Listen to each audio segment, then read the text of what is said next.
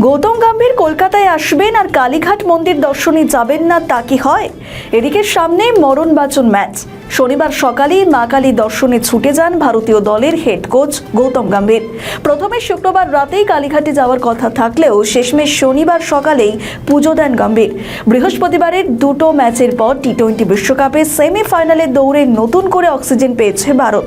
রবিবার ইডেনে ওয়েস্ট ইন্ডিজের বিরুদ্ধে সূর্যকুমার যাদবদের ম্যাচটা এক প্রকার কোয়ার্টার ফাইনাল। পাশাপাশি এবার দলবল নিয়ে নিজের পয়া হোটেলে থাকছেন তিনি।